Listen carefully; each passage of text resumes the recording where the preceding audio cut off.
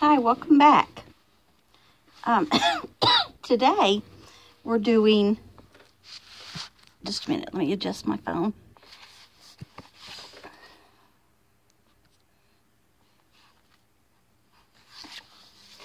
Today we're doing part 13, starting on 125. Mein Kampf, the book penned by the Fuhrer himself. It was the third book of great importance to reach Liesl Meminger, only this time she did not steal it. The book showed up at 33 Himmel Street perhaps an hour after Liesl had drifted back to sleep from her obligatory nightmare. Some would say it was a miracle that she ever owned that book at all. Its journey began on the way home the night of the fire. Just a second. They were nearly halfway back to Himmel Street when Liesl could no longer take it. She bent over and removed the smoking book, allowing it to hop sheepishly from hand to hand. When it had cooled sufficiently, they both watched it a moment, waiting for the words. Papa. What the hell do you call that? He reached over and grabbed hold of the shoulder shrug. No explanation was required. It was obvious that the girl had stolen it from the fire. The book was hot and wet, blue and red, embarrassed, and Hans Huberman opened it up. Pages 38 and 39. Another one? Liesl rubbed her ribs. Yes, another one. Looks like Papa suggested. I don't need to trade any more cigarettes, do I? Not when you're stealing these things as fast as I can buy them. Liesl, by comparison, did not speak. Perhaps it was her first realization that criminality spoke best for itself, irrefutably. Papa studied the title, probably wondering exactly what kind of threat this book posed to the hearts and minds of the German people. He handed it back. Something happened. Jesus, Mary, and Joseph. Each word fell away at its edges. It broke off and formed the next. The criminal could no longer resist. What, Papa? What is it? Of course. Like most humans in the grip of revelation, Hans Huberman stood with a certain numbness. The next words would either be shouted or would not make it past his teeth. Also, they would most likely be a repetition of the last thing he'd said, only moments earlier. Of course. This time his voice was like a fist, freshly banged on the table. The man was seeing something. He was watching it quickly, end to end like a race, but it was too high and too far away from Liesl to see it. She begged him, Come on, Papa, what is it? She fretted that he would tell Mama about the book. As humans do, this was all about her. Are you going to tell? Sorry? You know, are you going to tell Mama? Hans Huberman still watched, tall and distant. About what? She raised the book. This.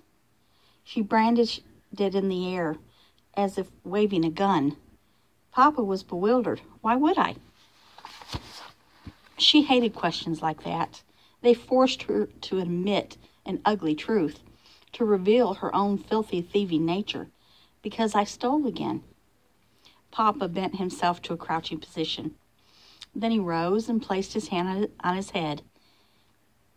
He stroked her hair with his rough, long fingers and said, Of course not, Liesl. You are safe. So what are you going to do? That was the question. What marvelous act was Hans Huberman about to produce from the thin Munich street air? What marvelous... Oh, I just said that. Before I show you, I think we should first take a look at what he was seeing prior to his decision. Papa's fast-paced visions. First, he sees the girls' books. The Gravedigger's Handbook, Foss the Dog, The Lighthouse, and now The Shoulder Shrug. Next is a kitchen and a volatile Hans Jr., regarding those books on the table where the girl often reads. He speaks. And what trash is this girl reading? His son repeats the question 3 times, after which he makes his suggestion for more appropriate reading material. Listen, Liesel. Papa placed his arm around her and walked on. This is our secret, this book. We'll read it at night or in the basement just like the others. But you have to promise me something. Anything, Papa. The night was smooth and still. Everything listened. If I ever ask you to keep a secret for me, you will do it. I promise. Good. From now on, if we're any later, Mama will kill us. Well, no, I'm sorry. Good. Now come on. If we're any later, Mama will kill us. And we don't want that, do we? No more book stealing then, huh? Liesel grinned.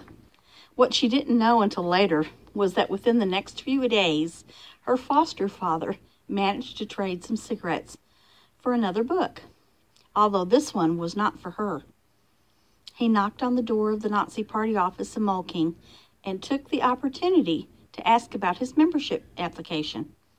Once this was discussed, he proceeded to give them his last scraps of money and a dozen cigarettes. In return, he received a used copy of Mein Kampf. Happy reading, said one of the party members. Thank you.